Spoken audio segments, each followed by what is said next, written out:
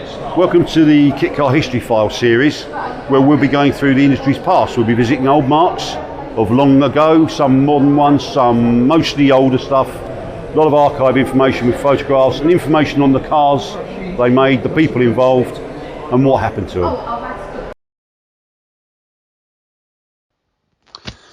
Hi, my name's Steve Hull. I'm editor of TKC Mag and TotalKitCar.com, and I welcome you to Total Kit Car History File series. Now this one, I've got a cracker for you today. This one dates back to 1971. Even people that perhaps know about kit cars might not even know about this one, but it was a cracker, absolute cracker. A beautifully built thing with an interesting backstory. Silhouette GS70. Even though it looks very racy and very exotic, it was typical of its day. It was VW based, Beetle based. And it came from a company based in,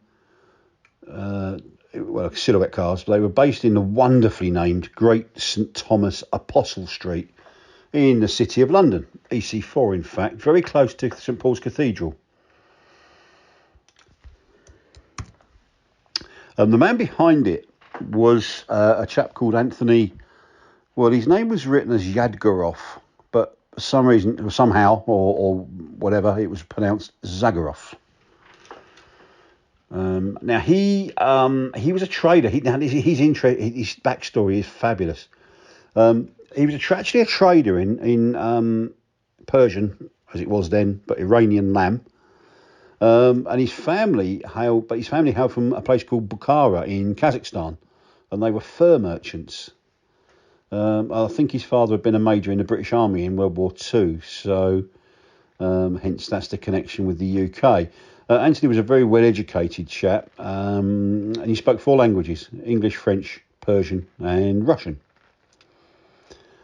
He left school at 17, I believe, and went to learn about the family fur business, spending time in Germany learning the principles of dyeing fur, dressing and grading fur, and then he returned to England, or he came to England. I think his family may have been living here then, but he came back to England and started his own fur merchants in direct competition with his father, who was known as the Major.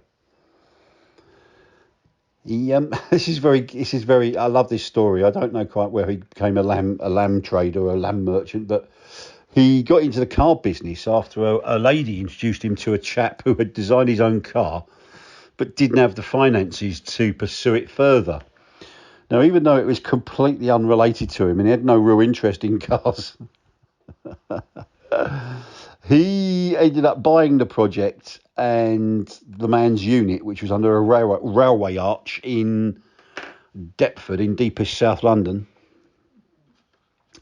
And that car became the GS70, the one you see here in some of these lovely old archive photos, which are, some of these have never ever been seen, I'd like to tell you, and I'm proud of the fact that we can actually bring them out and show them to the world, indeed.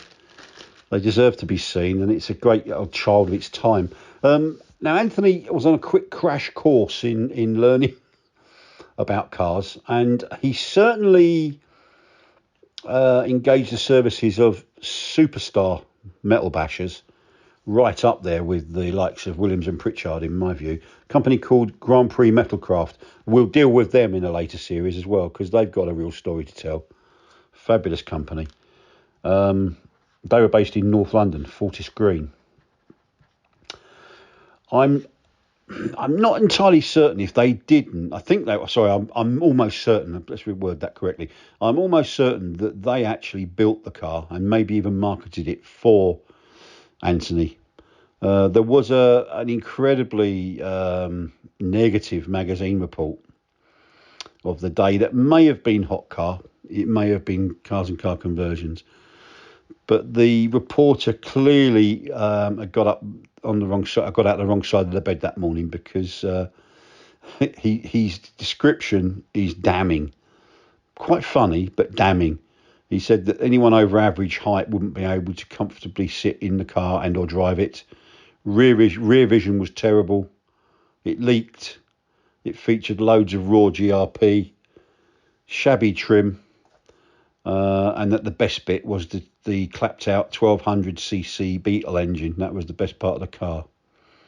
As you can tell, that didn't do it any favours really. So production conked out really, because as I said, Anthony had no real interest in being a manufacturer, I don't think. There were a couple of versions. There was the Grand Sport GS70 with conventional, or you could have gold wing doors if you wished. At about I think that was £450.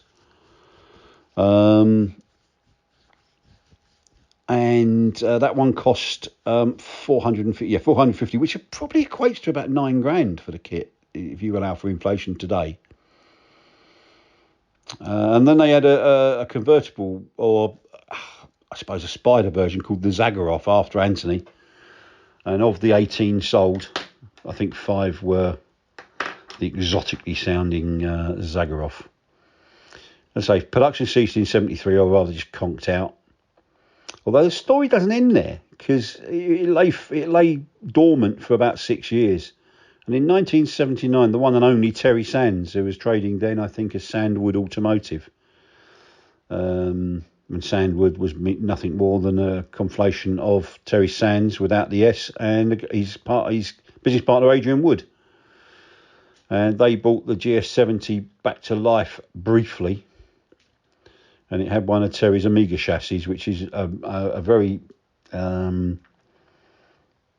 very good alternative to a Beetle floor pan, with a lot more strength and rigidity.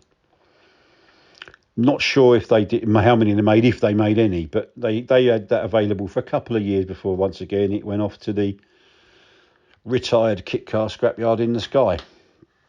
Nothing has been heard of that car since. So if you've got one of the 18, we would love to speak to you, because I mean, visually it was obviously a child of its time and very racy looking, and I'd love to see one. I've never seen one in my near 40 years messing around with kit cars. I have never seen one, and I'd love to. In fact, I'd give someone a free subscription to the magazine if they could point me in the direction of an owner of one.